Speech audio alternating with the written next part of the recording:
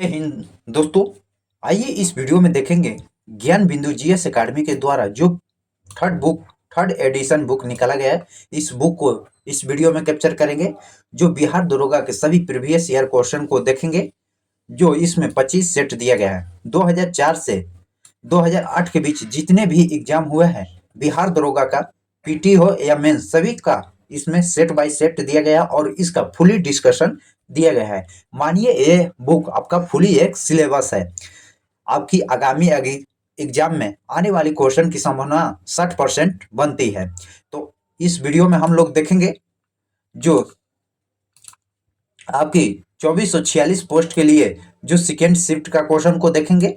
First shift का अभी तक आप नहीं देखे हैं तो चैनल को प्ले लिस्ट में जाकर देख सकते हैं। अभी तक हमारे चैनल को सब्सक्राइब नहीं किए हैं तो चैनल को सब्सक्राइब कीजिएगा, लाइक कीजिएगा, शेयर कीजिएगा। अगर इसका पीडीएफ चाहिए तो बुक का भी पीडीएफ हमारे टेलीग्राम चैनल पर अवेलेबल है। और इसका जो 2446 पोस्ट का फर्स्ट या सेकेंड शिफ्ट दोनों का पीडीएफ अवेलेबल है। आइए बिना टाइम वेस्ट किए स्टार्ट करते हैं। क्वेश्चन को देखते हैं। 32 क्वेश्चन तक देख चुके थे, आज पार्ट 2 देखेंगे जो 33वां क्वेश्चन देखेंगे। निम्नलिखित में कौन सा कथन भारत के उपराष्ट्रपति चुनाव जाने की आहत का संबंध में सही नहीं है, यानी कौन सी कथन गलत दिया गया है। जो भारत के नागरिक होना चाहिए यह सही है। वे 35 वर्ष की आयु पूर्ण हो चुका है, यह भी सही है। वे लोकसभा के सदस्य निर्वाचित होने के लिए आहत नहीं होते हैं। आपका ऑप्शन सी गलत है। आइए, और वे लाभ के पद पर धारण नहीं, तो यह सही कथन है। आपका ऑप्शन सी गलत दिया गया है। आइए इसका डिस्कशन देखते हैं। उपराष्ट्रपति चुनाव की आहताएं को देख लेते हैं। जो वे 35 वर्ष आयु पूरा कर चुके हैं, जो उपराष्ट्रपति पद बनने के लिए जो आपकी उम्र 35 वर्ष होना चाहिए, भारत की नागरिक होना चाहिए, राज्यसभा के सदस्य बनने की योग्यता हो, केंद्र सरकार और राज्य सरकार किसी स्थानीय प्राधिकरण के अंतर्गत किसी लाभ के पद पर ना हो, अनुच्छेद 63 के द्वारा उपराष्ट्रपति का पद का प्रावधान किया गया। अनुच्छेद 63 के तहत जो संविधान में उपराष्ट्रपति का पद का प्रावधान किया गया है। नेक्स्ट क्वेश्चन देखते हैं। अलीवी रेडिले सागरीय कछुआओं को किस नाम से भी जाना जाता है। तो आपका ऑप्शन ये होगा जो पैसिफिक रेडियल सागरीय कछुआ होती है। नेक्स्ट देखते हैं इसका डिस्कशन। जो IUNC जो इंटरनेशनल यूनियन फॉर कंजर्वेशन इस कछुए के संकटपन की श्रेणी में सूचीबद्ध किया गया है। ग्रीन सागरीय कछुआ जो अमेरिका के हवाई द्वीप और पुर्टोरिको वर्जिन द्वीप समूह के और फ्लोरिन पूर्वी तट पर देखे जाते हैं। केपेक्स रिडले सागरीय कछुआ और अंटार्कटिक रिडले सागरीय कछुआ भी कहते हैं। सागरीय कछुआ के एक दुर्लभ प्रजाति है तथा यह गंभीर रूप से संकटग्रस्त में है, विलुप्त के स्थान कगार पर है। हॉक्सबिल सागरीय कछुआ का नाम उनकी संकरीय और नुकीली चोंच के कारण हॉक्सबिल सागरीय कछुआ रखा गया है। हॉक्सबिल सागरीय कछुआ का नाम उनकी संकरीय एवं नुकीली चोंच के कारण ही हॉक्सबिल सागरीय कछुआ नाम रखा गया है। हॉक्सबिल सागरीय कछुआ जो उष्णकटिबंधीय महासागर में मुख्यतः प्रवाल भित्ति के क्षेत्र में पाए जाते हैं, जो प्रवाल भित्ति के रूपों में पाए जाते हैं। आइए नेक्स्ट क्वेश्चन देखते हैं। मानव शरीर में गुब्बारे नुमा संरचना निम्न में कहाँ पाया जाता है। वे श्वसन के दौरान गैसों का आदान प्रदान के लिए सहज पदार्थ करते हैं। तो आइए इसका आंसर देखते हैं। जो आपका ऑप्शन सी होगा। जो मानव शरीर में गुब्बारे नुमा संरचना जो एलिवेली कहा जाता है, जो श्वसन के दौरान गैसों का आदान प्रदान के लिए सतत प्रदान करती है। साइनस खोपड़ी की हड्डी के घने हिस्से में हवा को भरा एक गुहा होता है, जो कैविटी होता है। श्वसन नली जो मनुष्य, पशु और पक्षियों के शरीर में वह नली होती है जो गले स्तन ग्रंथि को फेफड़े से जोड़ती है। श्वसन नली मुख्य से फेफड़ों तक हवा पहुंचाने के रास्ते का एक महत्वपूर्ण भाग है। कुपिका वायु में जो ऑक्सीजन का दाब जो 37 mm पारा से होता है, जबकि सीरा कोशिकाओं का रक्त का ऑक्सीजन दाब जो 46 mm पारा होता है। नेक्स्ट क्वेश्चन देखते हैं, निम्नलिखित में कौन सा कथन नहीं है, सही नहीं है, यानी कौन सी कथन गलत दिए गए हैं। तो आइए गलत कथन का चॉइस करते हैं। वे इथेनॉल कमरे के तापमान पर तरल होता है, सही है। इथेनॉल सामान्यतः एल्कोहल होती है, सही है। इथेनॉल अक्सर आयोडीन में भी इस्तेमाल किया जाता है, यह भी सही है। इथेनॉल पानी में घुलता नहीं है, घुलता है। आपका ऑप्शन डी गलत दिया गया, जो इथेनॉल है यह पानी में घुलता है। इथेनॉल पानी और कई कार्बनिक यौगिक के साथ आसानी से घुल जाता है। इथेनॉल कमरे के ताप पर तरल होता है। इथेनॉल सामान्य अल्कोहल भी कहा जाता है, इथेनॉल को सामान्यतः अल्कोहल भी कहा जाता है। इथेनॉल का इस्तेमाल आयोडीन में भी किया जाता है, इथेनॉल का उपयोग जो आयोडीन में भी किया जाता है। पेंट लॉ और वर्नियर के उपयोग में इथेनॉल का प्रभावी विलय होता है। इथेनॉल कीड़ोन का एक प्राकृतिक सह उत्पादक है। इथेनॉल जल योजन कि इथेनॉल की उत्पत्ति किया जाता है, एथेनॉल का उपयोग किया जाता है, उत्पादन।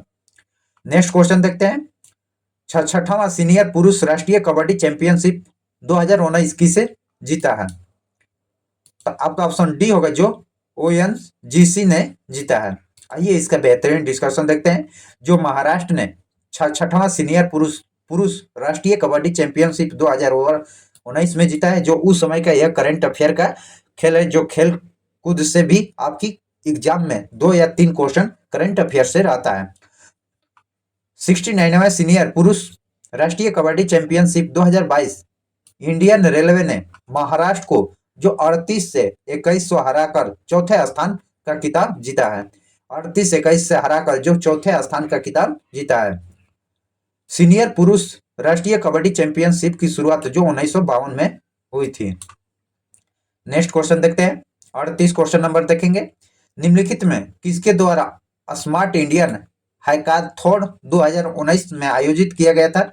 ग्रामीण विकास मंत्रालय, सूचना प्रौद्योगिकी मंत्रालय, मानव संसाधन विकास या सामाजिक न्याय आधिकारिक मंत्रालय द्वारा, किस मंत्रालय द्वारा जारी किया गया था। आपका ऑप्शन सी होगा, जो मानव संसाधन विकास मंत्रालय द्वारा जो स्मार्ट इंडियन हैकाथॉन जो 2019 में आयोजित किया जाता है। और स्मार्ट इंडियन हैकाथॉन छात्रों के दौरान जीवन में आने वाली दबाव, समस्या, बाधाओं आदि समाधान हेतु राष्ट्रीय व्यापक मंच पर प्रदान किया गया था। स्मार्ट इंडियन हैकाथॉन जो 2020 के मंच से छात्रों के विभिन्न मंत्रालयों, विभागों, उद्योगों, सार्वजनिक उपक्रमों तथा गैर सरकारी संगठनों के अंदर आने वाली चुनौतियों को काम करने का अवसर मिलेगा।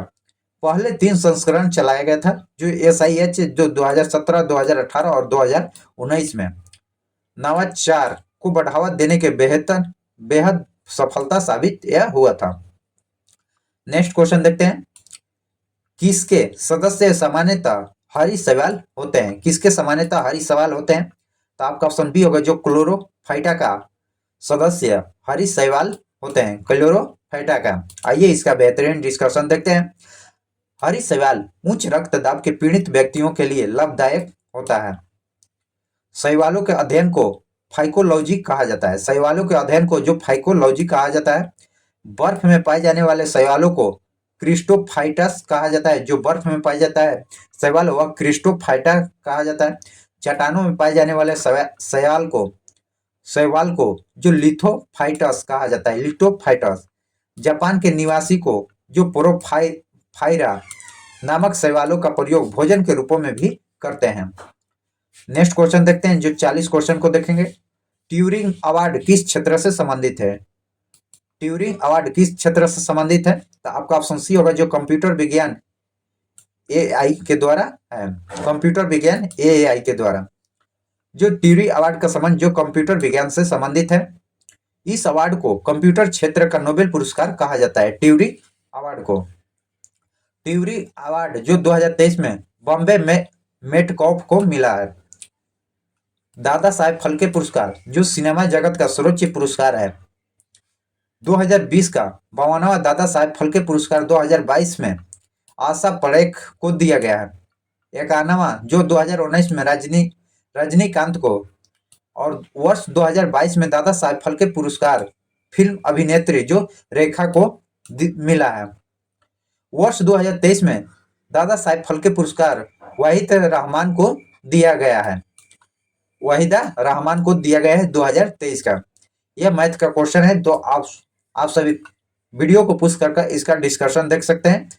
जो 1000 अंकित मूल्य पर एक वस्तु को एक दुकानदार को खरीदते हैं तथा 10%, 20% के दो क्रमागत छूट प्राप्त करता है, वह परिवहन आदि के क्रय मूल्य का 10% खर्च कर देता है।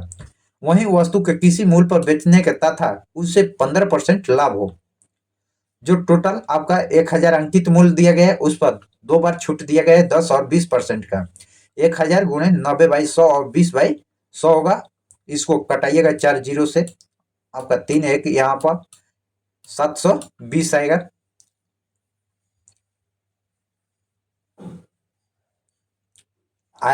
आगे आप देख सकते हैं इसका आंसर 910 होगा। नेक्स्ट देखते हैं वीडियो क्वेश्चन। निम्नलिखित में कौन सा पर्वत श्रृंखला नेपाल से संबंधित नहीं है? नेपाल से कौन सी पर्वत श्रृंखला संबंधित नहीं है? तो आपका ऑप्शन डी होगा। जो आराकामा-योमा है यह नेपाल से नहीं है, जबकि ग्रेट हिमालय, महाभारतीय श्रृंखला और शिवालिक श्रृंखला ये सभी नेपाल से संबंधित है, यह तीनों, जबकि आराकाना-योमा नहीं है। आइए इसका बेहतरीन डिस्कशन के साथ देखते हैं। जो आराकामा पर्वत श्रेणी का संबंध नेपाल से नहीं है। म्यांमार में स्थित आराकामा में नागा हिल्स भारत बर्मा सीमा बनती है, और चीन हिल्स जो उत्तर पश्चिम बर्मा में है, उत्तर पश्चिम बर्मा में। पटकाई श्रृंखला जो भारत के पूर्वोत्तर में बर्मा के साथ लगी अंतर्राष्ट्रीय सीमावर्ती क्षेत्र भी है जो शामिल है। आराकाना-योमा श्रृंखला के कुछ मुख बंगाल की खाड़ी में डूबा हुआ है तथा अंडमान निकोबार द्वीप समूह के रूपों में भी फिर से उभरती है। ग्रेट हिमालय की हिमवृद्धि और सर्वोच्च एवं वृहद हिमालय कहा जाता है। यह हिमालय की सबसे ऊंची श्रेणी है, ग्रेट हिमालय। ग्रेट हिमालय में विश्व का सबसे ऊंची पर्वत चोटी जो एवरेस्ट है, जो नेपाल में स्थित है। महाभारत श्रृंखला हिमालय श्रेणी तथा लघु एवं मध्य हिमालय का दूसरा नाम है। महाभारत श्रृंखला जो हिमाचल श्रेणी और लघु एवं मध्य हिमालय का दूसरा नाम भी है। शिवालिक श्रृंखला हिमालय और नवीनतम भाग में से निम्न और बाह्य हिमालय भी कहा जाता है। नेक्स्ट क्वेश्चन देखते हैं। किस ओलंपिक के लिए चेटी रोबोट किस देश में अनावरित किया गया है? तो आपका ऑप्शन डी होगा, जो जापान में किया गया है। जापान में जो 24 जुलाई से 9 अगस्त तक जापान ओलंपिक 2020 में को आयोजित में चोटी रोबोट का उपयोग किया गया था। यह रोबोट जो जापान के टोयोटा द्वारा बनाया गया था। यह रोबोट लोगों की उनकी सीटों की निर्देश करेगा। प्रासंगिक सूचनाओं के साथ साथ रोबोट पेय खाद्य एवं पदार्थों का डिलीवरी भी सुनिश्चित करेगा। ग्रीष्मकालीन ओलंपिक खेल का ओलंपिया पहली बार जो 1896 ईस्वी में आयोजित किया गया था। इसका आयोजन प्रत्येक 4 वर्षों पर किया होता है। ग्रीष्मकालीन ओलंपिक 2024 का आयोजन जो पेरिस में होने वाला है, 2024 में जो पेरिस में होना है। नेक्स्ट क्वेश्चन देखते हैं। तारों का टिमटिमाना तारों की रोशनी का वायुमंडल में किस कारण से होता है? तो आपका ऑप्शन ए होगा, जो प्रकाश के अपवर्तन के कारण तारा टिमटिमाता हुआ दिखाई देता है।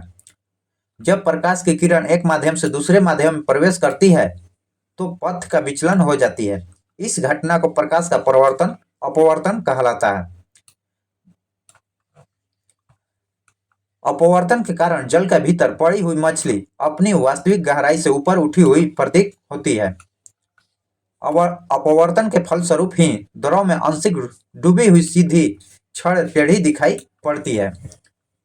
सूर्योदय एवं कुछ समय पहले सूर्यास्त के थोड़ी समय बाद सूर्य क्षैतिज के नीचे होने के बाद भी दिखाई पड़ना अपवर्तन का ही परिणाम है। जल से भरे बर्तन को पेंदी में पड़े सिक्के थोड़ी ऊपर उठा हुआ प्रतीक होता है, जो अपवर्तन की घटना है। नेक्स्ट क्वेश्चन देखते हैं। कोई वस्तु यदि स्थिर है या निश्चित वेग से एक सीधी रेखा पर गति कर रही है, तो यदि उस पर कोई बाह्य बल नहीं लगाया जाए तो वह अपनी प्रारंभिक अवस्था में ही बनी रहती है। यह कथन किसका है? तो आपका ऑप्शन ए होगा, जो यह न्यूटन गति का प्रथम नियम है, ऑप्शन बी होगा। नेक्स्ट इनका डिस्कशन देख लेते हैं। न्यूटन के गति का प्रथम नियम, प्रत्येक वस्तु विरामय या सरल रेखीय एक समान गति की अवस्था में तब तक रहती है जब तक उस पर कोई बाह्य बल द्वारा अपनी अवस्था परिवर्तन के लिए बाध्य न हो। न्यूटन के प्रथम नियम जड़त्व का नियम भी कहते हैं। न्यूटन की गति के नियमों अपनी पुस्तक प्रिंसिपिया जो 1687 में प्रतिपादित किया गया था। न्यूटन की गति के प्रथम नियम कुछ उदाहरण हैं। पहला, रुकी हुई बस रेलगाड़ी के खड़ा व्यक्ति गाड़ी में अचानक चलने पर पीछे की ओर गिरने लगता है। तेजी से चलती हुई बस रेलगाड़ी अचानक रुक जाने पर बैठे व्यक्ति आगे की ओर झुक जाते हैं। ये सभी न्यूटन के प्रथम नियम का उदाहरण है। नेक्स्ट क्वेश्चन देखते हैं। गुजरात के भुज विनाशकारी भूकंप की उत्पत्ति जिस वर्ष हुआ था वह वर्ष कौन सा था? जो गुजरात में जो भुज में विनाशकारी भूकंप उत्पत्ति हुआ था किस वर्ष? तो आपका ऑप्शन बी होगा, 2001 में आया था। यह भूकंप 26 जनवरी को जो 52वें गणतंत्र दिवस के अवसर पर 2 मिनट तक चली थी। भौगोलिक आंकड़ों के अनुसार भारत लगभग 54% भूमि पर भूकंप के चपेट में है। भारत भूकंप की उच्च आवृत्ति और तीव्रता के कारण भारतीय प्लेट 47 mN/y की दर से खिसकना है। भूकंप के उद्भव स्थानों को भूकंप का केंद्र भी कहा जाता है। जहां से भूकंप उत्पन्न होता है उसे भूकंप का केंद्र कहा जाता है। अधिकेंद्र ईपी सेंटर भूकंप के केंद्र के ठीक ऊपर या पृथ्वी के सतह के स्थिर बिंदु को कहते हैं। नेक्स्ट देखते हैं पॉइंट को।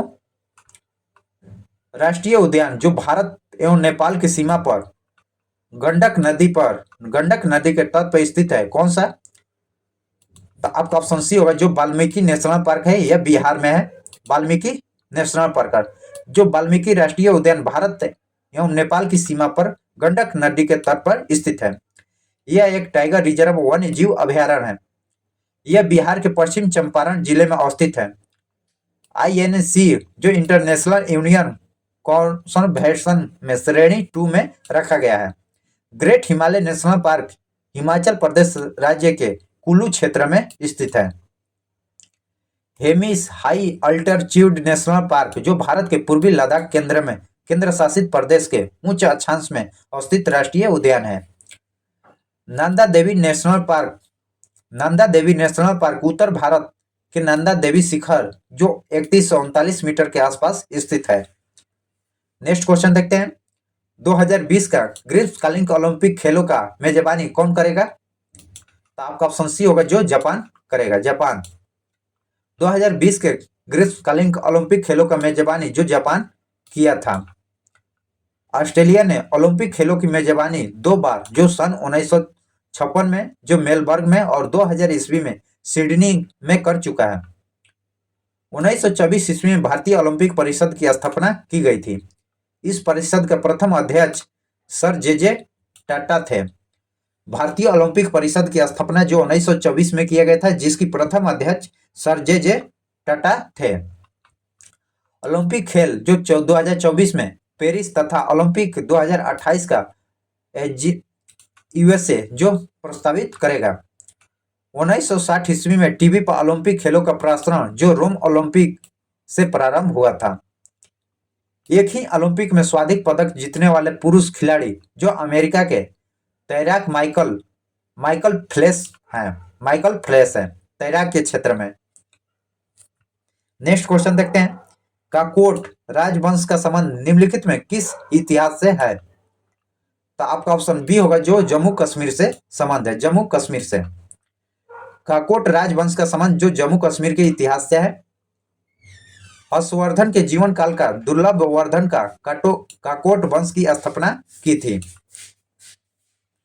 काकोट राजवंश का प्रसिद्ध राजाओं जो ललिता मुक्तापीड़ तथा विनय दैत्य जयपीड़ी के नाम से भी रूपों में जाना जाता है। प्रसिद्ध चीनी यात्री हेंगसम जो दुर्लभ वर्धन के समय कश्मीर आया था।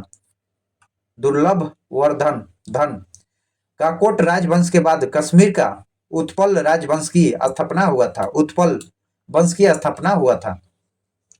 काकोट जो पुराणों में वर्णित एक प्रसिद्ध नाग का नाम है।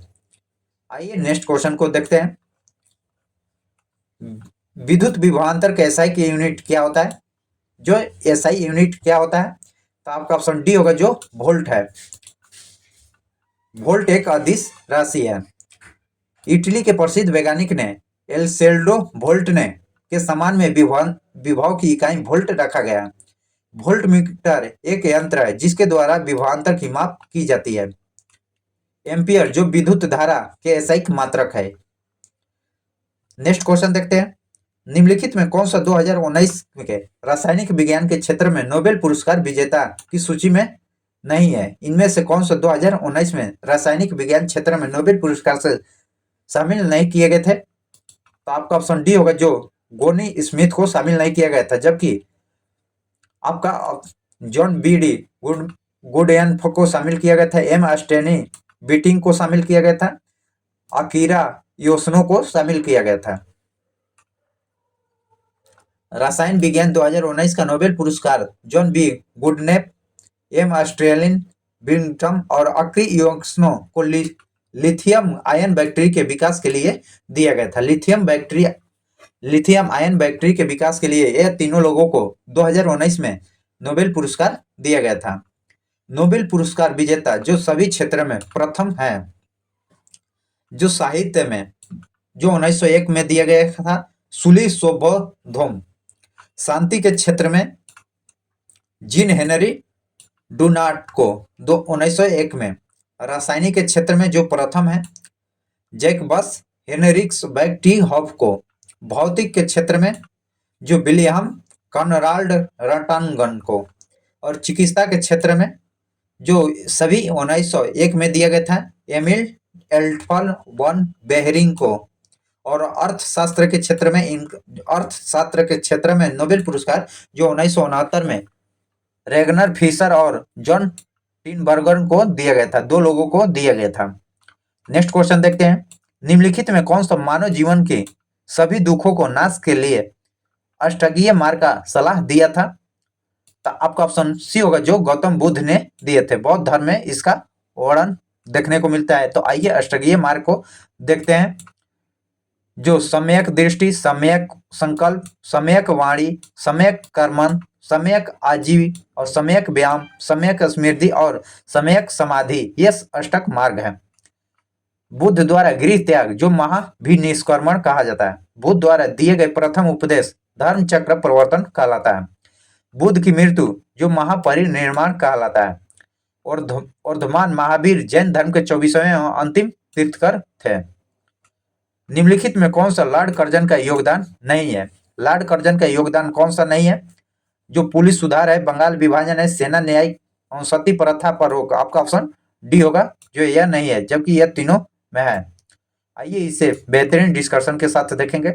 लॉर्ड कर्जन के समय आपका ऑप्शन डी होगा जो सती पर रोक लगाने के लॉर्ड कर्जन का योगदान नहीं था। 1829 में लॉर्ड विलियम बेंटिंग ने राजा राम मोहन राय की सहयोग से सती प्रथा को गैर कानूनी घोषणा किया गया था। विलियम बेंटिंग के सहायता से यह समाप्त किया गया था। लॉर्ड कर्जन का शासनकाल जो 1899 से 1905 के बीच जो 6 वर्षों का था। लॉर्ड कर्जन ने नौसेना सैनिकों के किचनर परीक्षा में शामिल कर सैन्य सुधार स्वरूप सेना युद्ध क्षमता को बढ़ाया था।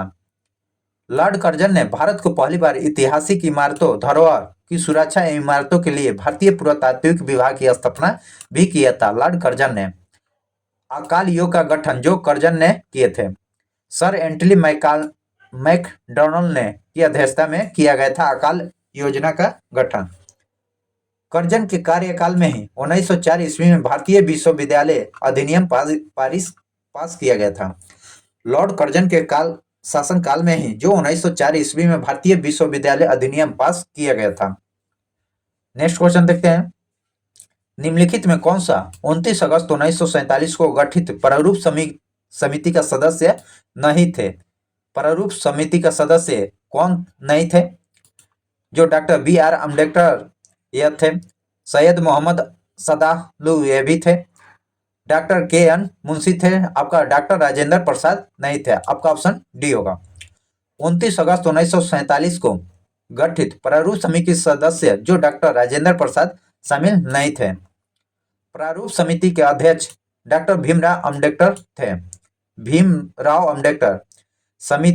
इस समिति के सदस्य जो एन गोस्वामी अयंगर, अलादी कृष्ण स्वामी अयंगर, मोहम्मद सदालुल्लाह, K.M. मुंशी, B.L. मित्र और D.P. खेतान। प्रारूप समिति द्वारा तैयार संविधानिका प्रारूप संविधान सभा के अध्यक्ष के समक्ष जो 21 फरवरी 1948 को पेश किया गया था। D.P. खेतानी की मृत्यु 1948 में जो जिस वर्ष पेश किया गया था उसी समय D.P. खेतानी की मृत्यु हो गई थी।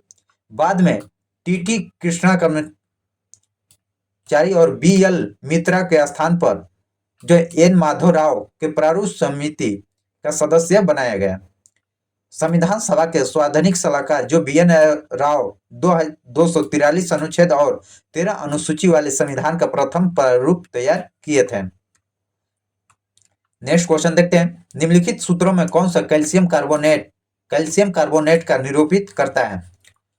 तो आपका ऑप्शन बी होगा जो CaCO3 जो कैल्शियम कार्बोनेट को निरूपित करता है। आपका ऑप्शन बी। कैल्शियम कार्बोनेट एक रासायनिक यौगिक है जिसका रासायनिक सूत्र CaCO3 होता है। कैल्शियम कार्बोनेट का उपयोग चूना बनाने में, टूथपेस्ट, दंतमंजन, सीमेंट उद्योग आदि में किया जाता है। भारी जल D2O न्यूक्लियर प्रतिक्रियाओं को ड्यूटेरियम यौगिक आदि निर्माण में किया जाता है। मर्क्यूरिक ऑक्साइड का इस्तेमाल महलम बनाने में, जहर आदि के रूपों में किया जाता है। बिना बुझा हुआ चूना CaO को रासायनिक नाम जो कैल्शियम ऑक्साइड है। 13वीं ईस्ट एशियन सम्मिलित का आयोजन निम्नलिखित में किस देश में किया जाएगा? मलेशिया, थाईलैंड या सिंगापुर? तो आपका ऑप्शन डी सी होगा जो सिंगापुर में किया जाएगा। 13वीं ईस्ट एशिया समिति का आयोजन जो सिंगापुर में किया जाएगा।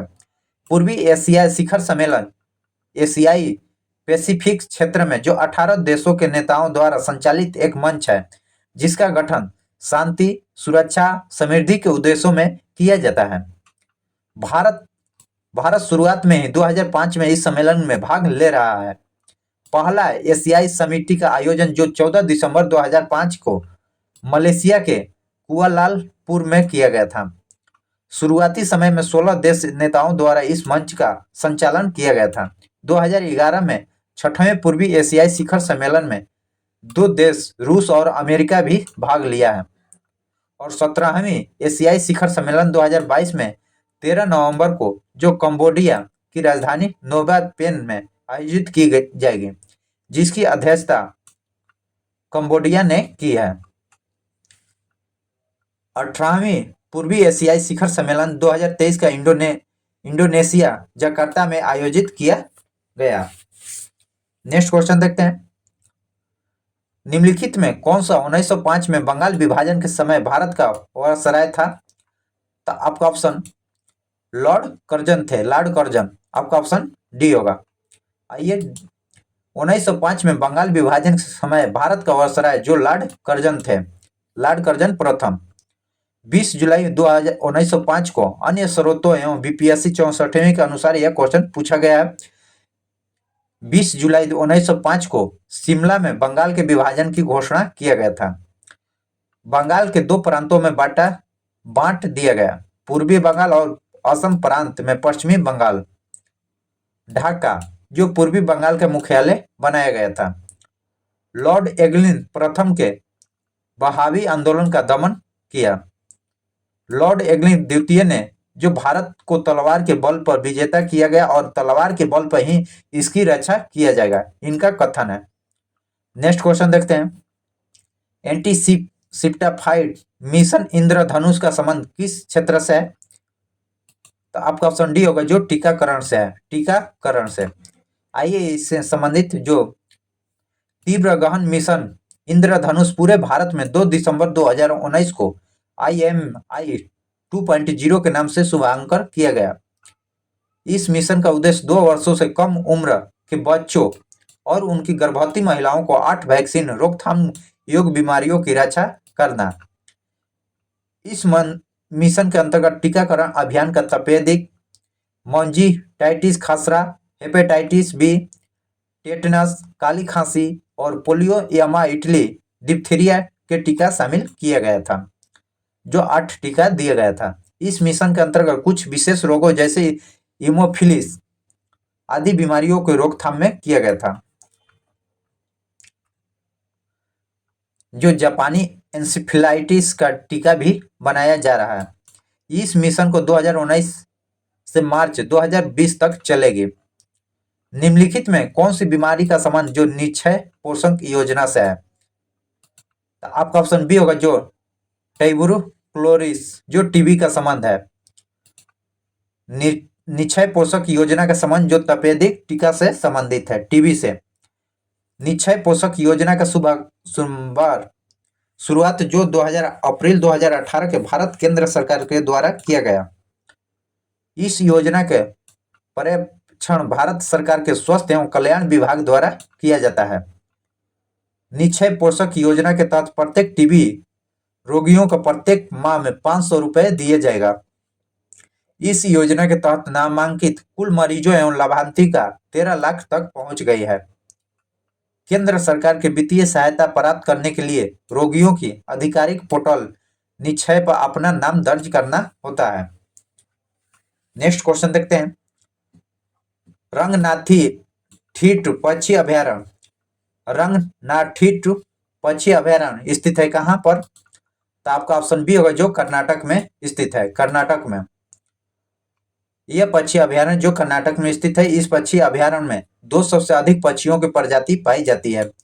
इस पक्षी बिहार में सफेद सारस, उत्तरी क्षेत्र में पाई जाने वाली चौड़ी चोंच वाली बकत, खजन आदि मध्य एशियाई, साइबेरियन और हिमालय के प्रवासी पक्षी भी इसमें पाई जाती हैं।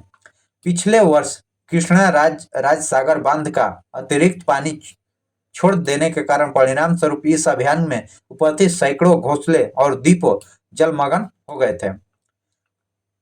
1940 इस पक्षी बिहार की पक्षी अभयारण्य घोषित किया गया था। 1940 में इसका नाम पक्षी अभयारण्य घोषित किया गया था और वर्ष 2022 में रामसरोवर आर्द्रभूमि घोषित किया गया है। यह पक्षी अभयारण्य श्रीरंगपट्टनम के निकट कावेरी नदी के तट पर स्थित है। नेचुरल हिस्ट्री के लेखक कौन है? नेचुरल हिस्ट्री के लेखक कौन है? तो आपका ऑप्शन ए होगा, जो प्लिनी है। इसका आइए डिस्कशन देखते हैं। नेचुरल हिस्ट्री पुस्तक भारतीय पशु मेला, भारतीय पशुओं में पेड़ पौधे, खनिज पदार्थों के विस्तृत विवरण दिया गया है। टालमी का पुस्तक जो भारत का भूगोल है, टालमी का पुस्तक जो भारत का भूगोल है। और अरस्तु की कृति जो history of animal, politics, rhetoric, eudemian ethics है, एथिक्स। सिकंदर महान का जो अरस्तु का शिष्य थे, सिकंदर महान जो अरस्तु के शिष्य थे। इतिहास के महान पिता हेरोडोटस की कृति जो हिस्टोरिका है, हिस्टोरिका जो हेरोडोटस का है। आइए नेक्स्ट क्वेश्चन देखते हैं। निम्नलिखित में कौन सा भारत के राष्ट्रीय खेल दिवस के बारे में सही कथन दिया गया है? राष्ट्रीय खेल दिवस प्रत्येक वर्ष 29 अगस्त को मनाया जाता है, सही है। इसका मेजर ध्यानचंद्र सम्मान मनाया जाता है, यह भी सही है। भारत का राष्ट्रीय इस दिन प्रतिभाव खिलाड़ियों को सम्मानित किया जाता है, यह भी सही है। वर्ष 2019 में मेरी कॉम खेल रत्न पुरस्कार के लिए नामांकित किया जाता है, नहीं। आपका ऑप्शन यह गलत है, 1 2 3 सही है। आपका ऑप्शन सी होगा। जो राष्ट्रीय खेल दिवस संविधान निम्नलिखित कथन सही है। जो राष्ट्रीय खेल दिवस जो 29 अगस्त को मनाया जाता है, मेजर ध्यानचंद्र सम्मान में माना जाता है। भारत के राष्ट्रपति इस दिन प्रतिभाव खिलाड़ियों को सम्मानित करते हैं। इस दिवस पर दिए जाने वाले 4 पुरस्कार हैं, जो खेल के क्षेत्रों में दिए जाने वाले 4 पुरस्कार हैं। जो पहला है मेजर ध्यानचंद्र खेल रत्न पुरस्कार। इनका पुराना नाम जो राजीव गांधी खेल रत्न पुरस्कार था, जो 1992 में द्रोणाचार्य पुरस्कार जो 1985 से, अर्जुन पुरस्कार 1961 से, ध्यानचंद्र एचीवमेंट पुरस्कार जो 2002 से स्टार्ट हुआ है। नेक्स्ट क्वेश्चन देखते हैं। पोकली धान भारत के साथ साथ अंतर्राष्ट्रीय मीडिया में भी खबरों में था। इसका संबंध निम्नलिखित में किस राज्य से है? तो आपका ऑप्शन सी होगा जो केरल राज्य से है। तो आइए पोखली धान के बारे में जानकारी प्राप्त करते हैं। जो पोखली धान किस्म लवणता और शाही पुष्पा लवणीय जल की सुरक्षा के लिए प्रसिद्ध है। पोखली धान भारत सरकार के द्वारा जो 2008 में जीआई टैग प्रदान किया गया था। पोकली केरल के अल्पी अल्पापुआ सित्रुसूर नाकारकुल और जिले में लवणीय जल के भरे तटीय क्षेत्र में उगाई जाने वाले चावल का किस्म है। गहरे जलीय क्षेत्र के चावल के यह किस्म अपने आप में जीवित रखने के लिए 2 मीटर की लंबी तक बढ़ जाती है। पोकली धान अपने दुर्लभ स्वाद एवं बड़े आकार के उच्च प्रोटीन धारण के लिए प्रसिद्ध है। नेक्स्ट क्वेश्चन देखते हैं। निम्नलिखित में कौन सा कथन सही है? सही कथन को चयन करते हैं। जो ट्राई की स्थापना 1997 में किया गया, सही है। ट्राई की स्थापना संसद द्वारा पारित कानून के द्वारा की जाती है, भी सही है कथन। तो आइए इसका डिस्कशन भी देख लेते हैं। जो ट्राई की स्थापना का उद्देश्य जो टेलीकॉम क्षेत्र के द्वारा रेगुलेट किया जाता है, यह भी सही है। डॉक्टर RN शर्मा ट्राई का वर्तमान अध्यक्ष हैं, यह सही है। आपका ऑप्शन डी होगा जो उपयुक्त सभी कथन सही दिया गया है। तो इसमें देख लिए ट्राई की स्थापना 1997 में किया गया था। ट्राई की स्थापना संसद द्वारा पारित कानून द्वारा की जाती है और ट्राइड की स्थापना का उद्देश्य टेलीकॉम क्षेत्र रेगुलेट करती है। वर्तमान में प्रमुख जो डॉक्टर RN शर्मा है, जो वर्ष में प्रश्न वर्ष के अनुसार, जबकि वर्तमान में 2023 में डॉक्टर PB वामेला थे। नेक्स्ट क्वेश्चन देखते हैं। सर चार्ल्स वुड्स और डिस्पैच या वुड्स प्रेषण भारतीय इतिहास के किस क्षेत्र में एक मील का पत्थर साबित हुए हैं? तो आपका ऑप्शन बी होगा जो शिक्षा के क्षेत्र में। आइए संबंधित महत्वपूर्ण तथ्य देख लेते हैं। सर चार्ल्स वुड्स और डिस्पैच वुड्स प्रेषण भारतीय इतिहास में शिक्षा के क्षेत्र में एक मील का पत्थर साबित हुए हैं। Charles Woods British East India company के बोर्ड ऑफ कंट्रोलर के अध्यक्ष थे। चार्ल्स वुड्स द्वारा भारत के तत्कालीन गवर्नर लॉर्ड डलहौजी के 1854 में एक सुझाव पत्र भेजा, जिसे वुड्स डिस्पैच या वुड्स घोषणा पत्र कहा गया। यह एक व्यवस्थित, संतुलित, विस्तृत एवं बहुआयामी शिक्षा प्रस्ताव था, इसलिए इसे भारतीय शिक्षा का मैग्ना कार्टा भी कहा जाता है। इसमें स्कूल स्तरीय एवं शिक्षा के माध्यम देश भाषाओं के उच्च शिक्षा के माध्यम अंग्रेजी बनाया गया था। वुड्स डिस्पैच में इस बात पर भी बल दिया गया था कि सरकार शिक्षण संस्थानों में दी जाने वाली शिक्षा धर्मनिरपेक्ष हो। आगे की क्वेश्चन जो आगे के वीडियो में देखेंगे, यहीं तक समाप्त करते हैं। जय हिंद, जय भारत।